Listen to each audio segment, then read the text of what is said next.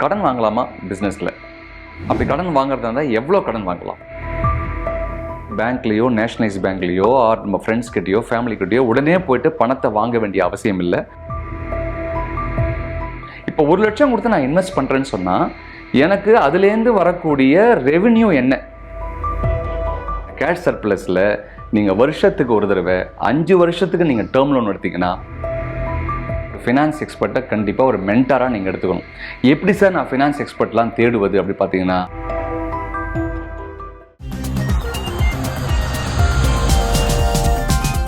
நானே மிகிட்ட நேயர்களுக்கு வணக்கம். நம்ம வாரம் பல நல்ல தகவல்களை எம்எஸ்எம்இ ஆண்டர்பிரனர்ஸ்க்கும் தொழில் முனைவருக்கும் கொடுத்துட்டு வரோம். நம்ம இன்றைக்கி பார்க்க போகிற இந்த நிகழ்ச்சியோட தலைப்பு நம்ம கடன் வாங்கலாமா பிஸ்னஸில்? அப்படி கடன் வாங்குறதா இருந்தால் எவ்வளோ கடன் வாங்கலாம்? அதிகபட்சமாக எவ்வளோ வாங்கலாம்? அந்த வாங்கிய கடனை பிஸ்னஸில் எப்படிலாம் பயன்படுத்தலாம், எதில் பயன்படுத்தலாம், எதில் பயன்படுத்தக்கூடாது என்ற கேள்விகள் நிறைய ஆண்டர்பிரனர்ஸ் மனசில் ஆல்வேஸ் இருக்குது. இதுக்கு உண்டான பதிலை நம்ம இப்போ ஆராய போகிறோம். முதல்ல பிஸ்னஸுக்கு கடன் வாங்கலாமா? வாங்கலாம். நம்ம பர்சனல் லைஃப்லேயே நம்ம கடன் வாங்கும்போது பிஸ்னஸ் கண்டிப்பாக கடன் வாங்கலாம். அது தப்பே இல்லை. அது ஒரு தப்பான எண்ணமாக பார்க்க வேண்டாம். ஆனால் சில பேர் கடன் வாங்காமையே பிஸ்னஸ் செய்யக்கூடிய ஒரு பிலீஃப் சிஸ்டம் இருக்கும். சில கம்யூனிட்டிஸ்லாம் பார்த்தீங்கன்னா நாங்கள் கடன் வாங்க மாட்டோம். அதுவும் வரவேற்க வேண்டிய ஒரு விஷயந்தான். சரி, கடன் வாங்கணும் அப்படின்னு சொன்னால் எவ்வளோ கடன் வாங்கணும்? பிஸ்னஸில் புரிஞ்சிக்க வேண்டிய சில முக்கியமான நெளிவு சுழிவுகள் பார்த்தீங்கன்னா, கடன் கொடுக்குறாங்க அப்படின்றதுனால நேராக போய் பேங்க்லேயோ, நேஷனலைஸ் பேங்க்லேயோ, ஆர் நம்ம ஃப்ரெண்ட்ஸ் கிட்டேயோ, ஃபேமிலிக்கிட்டேயோ உடனே போயிட்டு பணத்தை வாங்க வேண்டிய அவசியம் இல்லை. அதுக்கு உண்டான சிறந்த ஒரு பிளானை ரெடி பண்ணிவிட்டு அதுக்கப்புறம் கடன் வாங்க போகலாம். இதில் ஒரு சின்ன தகவலை உங்களுக்கு தெரிவிக்கிறேன். இதை ஒரு பாயிண்டராக பாருங்கள். பாயிண்டர் நம்பர் 1, ஒரு பிஸ்னஸுக்கு கடன் வாங்கும்போது 2 தரப்பு உள்ள பிஸ்னஸ்மேன் இருக்காங்க. ஒன்று ப்ராடக்டை மேனுஃபேக்சர் பண்ணுறவங்க, இன்னொன்று retail, trading and service industry, சேவை இண்டஸ்ட்ரியில் இருக்கக்கூடிய ஆண்டர்பிரனர்ஸ். நீங்கள் எதில் முதல்ல இருக்கீங்கன்னு பாருங்கள். இப்போ நீங்கள் மேனுஃபேக்சரிங், ப்ரொடக்ஷன் அந்த மாதிரி ஒரு இண்டஸ்ட்ரியில் இருக்கீங்கன்னு சொன்னால் உங்கள் பிஸ்னஸுக்கு சில முக்கியமான தேவைகள் இருக்குது. என்ன தேவை? ஒன்று லேண்ட் வேணும், அப்புறம் பில்டிங் வேணும், அப்புறம் மெஷின்ஸ் வேணும், இன்ஃப்ராஸ்ட்ரக்சரை பில்டு பண்ணணும். இது உங்களுடைய தேவை. இது இருந்தால் மட்டும்தான் பிஸ்னஸ் செய்ய முடியும். இது தேவை என்றால் இதுக்கு சில லோன்ஸ், சில ஸ்கீம்ஸ் இருக்குது. கடன்கள் கொடுக்குறாங்க. என்ன மாதிரி கடன்? டேர்ம் லோன் அப்படின்னு சொல்லக்கூடிய டேர்ம் லோன் நீங்கள் 5 வருஷம், 10 வருஷம், 15 வருஷம்னு சொல்லிட்டு டேர்ம் லோனை நீங்கள் பேங்க்கில் அப்ளை பண்ணலாம். இது லாங் டேர்ம் லோனை நீங்கள் பிஸ்னஸ் கேபெக்ஸுக்கு உண்டான, அதாவது கேபிட்டல் எக்ஸ்பெண்டிச்சர், இன்ஃப்ராஸ்ட்ரக்சர், மெஷின் வாங்குவது, அதுக்காக ஒதுக்கப்பட்ட ஒரு லோன். இதை நீங்கள் எப்படி வாங்கணும் அப்படின்னா, இதை வாங்குவதற்கு முன்பாக ஒரு சின்னதாக ப்ராஜெக்ட் ரிப்போர்ட்டை நீங்கள் போட வேண்டியிருக்கும். ப்ராஜெக்ட் ரிப்போர்ட்டை போடும்போது தான் உங்களுக்கு தெரிய வரும், எனக்கு எவ்வளோ லோன் வாங்கலாம், அந்த லோன் வாங்கினா எனக்கு என்ன ரிட்டர்ன் ஆன் இன்வெஸ்ட்மெண்ட் வரும். இப்போ நான் 1 லட்ச ரூபாய் எனக்கு கேபிட்டல் எக்ஸ்பெண்டிச்சருக்காக நான் வாங்கணும், மெஷின் வாங்கணும்னு வச்சுக்கோங்களேன். மெஷின் வாங்கணும், இன்ஃப்ராஸ்ட்ரக்சரை பில்டு பண்ணணும், லேண்ட் வாங்கணும், எலக்ட்ரிசிட்டி கமிஷன் பண்ணணும், இந்த மாதிரி சில அத்தியாவசிய தேவைகள். ஒரு எக்ஸாம்பிளுக்காக 1 லட்சம்னு வச்சுக்கோங்க. இப்போ 1 லட்சம் கொடுத்து நான் இன்வெஸ்ட் பண்ணுறேன்னு சொன்னால் எனக்கு அதுலேருந்து வரக்கூடிய ரெவென்யூ என்ன? அடுத்த 1 வருடத்திலோ 2 வருடத்திலோ எனக்கு என்ன ரெவென்யூ வரப்போகுது? அசியூம் தட் 1 லட்சம் நான் இன்வெஸ்ட் பண்ணுறேன், எனக்கு 2 லட்ச ரூபாய் ரெவென்யூ வரும் அப்படின்னு நீங்கள் எதிர்பார்த்தீங்கன்னா அது ப்ராஜெக்ட் ரிப்போர்ட்டில் வரணும். அந்த ப்ராஜெக்ட் ரிப்போர்ட்டில் நான் 1 லட்சம் இன்வெஸ்ட் பண்ணுறேன், 2 லட்சம் எனக்கு வருது. இப்போ 2 லட்சம் வரும்பொழுது என்ன நடக்கும்னு கேட்டிங்கன்னா, அதில் எபிட்டா அப்படின்னு ஒரு ரேஷியோ இருக்குது. அதாவது earning before interest, taxes and amortisation per. So 2 லட்ச ரூபா வியாபாரத்தில் மேபி உங்களுக்கு எல்லா செலவும் போக 20,000 ரூபாய் எபிட்டால் இருக்கலாம். அதாவது before taxes, before amortisation and before interest cost உங்களுக்கு 20,000 ரூபாய் நிற்கலாம். ஒரு 10% மார்ஜினில் நீங்கள் பிஸ்னஸ் பண்ணுறீங்கன்னு வச்சுக்கோங்க. இந்த எபிட்டா பேஸ் பண்ணி தான் மற்ற விஷயங்கள்லாம் உள்ளுக்குள்ளே வரும். என்ன வரும்? நான் வாங்கின லோன் இருக்கு இல்லையா, அதுக்கு நான் இன்ட்ரெஸ்ட் பே பண்ணணுமா? அந்த இன்ட்ரெஸ்ட் ஒரு 12% வைங்க. அப்படின்னா நீங்கள் ஒரு 12,000 ரூபா வருஷத்துக்கு பே பண்ணணும். 1 லட்ச ரூபா கொடுத்து வாங்கியிருக்கீங்களா கடன், அதுக்கு 12% அப்படின்னா 12,000 ரூபாய் எடுத்து வைக்கணும். அதுக்கப்புறம் என்ன வரும்? கவர்மெண்ட்டுக்கு டேக்ஸ் கட்டணும். ஸோ வர மார்ஜின் 20,000 ரூபாய், அதாவது 10% மார்ஜினில் அதில் நீங்கள் இன்ட்ரெஸ்ட் 12,000 ரூபா போயிடுச்சு. மீதி 8,000 ரூபா இருக்கா? 20 - 12 8,000 ரூபா இருக்கா? அந்த 8,000 ரூபாய்க்கு 30% கார்பரேட் டேக்ஸ் கட்டுறீங்க. ஸோ 2,400 ரூபா, 8,000 ரூபா இல்லையா, இன்ட்டு 3 அப்படின்னா 30%னா 2,400 ரூபா போயிடும். இப்போது டிப்ரிசியேஷன் வாங்கின அந்த 1 லட்ச ரூபா மெஷினரி இருக்குது பாருங்க, அதுக்கு ஒரு டிப்ரிசியேஷன்னா தேய்மானம்.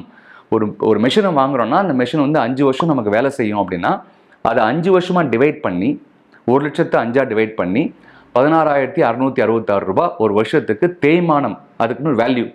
அதுக்கு அமார்டைசேஷன், அதாவது பண மதிப்பு குறைக்கணும். ஒரு கார் வாங்குகிறோம், 5 வருஷம் கழிச்சு அதே வேலையில் விற்க முடியாது இல்லையா, குறைஞ்சிட்டே வரும் இல்லையா. அந்த மாதிரி மெஷினரிக்கும் நமக்கு வந்து ஒரு தேய்மானம் இருக்குது. அந்த அமௌண்ட் ஆட் பண்ணிங்கன்னா அது 16,666 ரூபாய். இந்த இன்ட்ரெஸ்ட் போக மொத்தமாக கூட்டிங்கன்னா உங்களுக்கு 22,266 ரூபாய் இருக்கும். எனது கேஷ் சர்ப்ளஸ்ன்னு பேர்.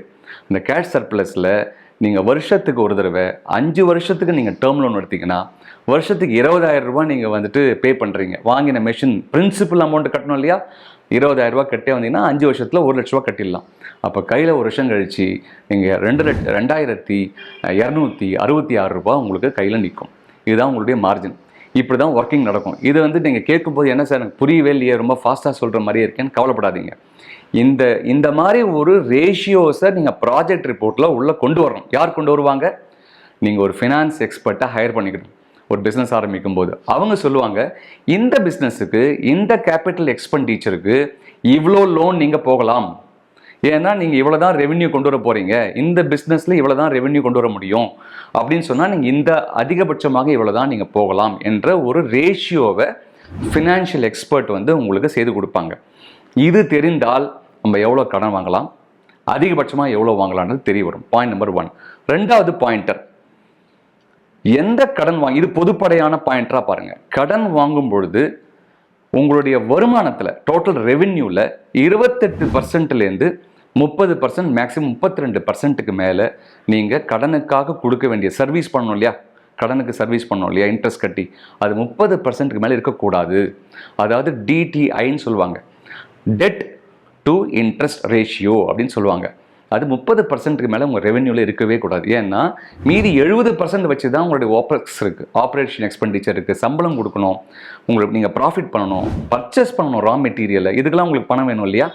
அதனால் 30%க்கு மேலே இருக்கக்கூடாது. பேங்க்லேயே பார்த்தீங்கன்னா 32%க்கு மேலே அவங்க வந்து யாருக்கு வந்து ரெவென்யூவில் வந்து 32%க்கு மேலே சர்வீசிங் வருதோ அவங்களுக்கு லோன் கொடுக்கறதுக்கு யோசிப்பாங்க. ஏன்னா அவங்களுக்கு ரீபேமெண்ட் வரணும்.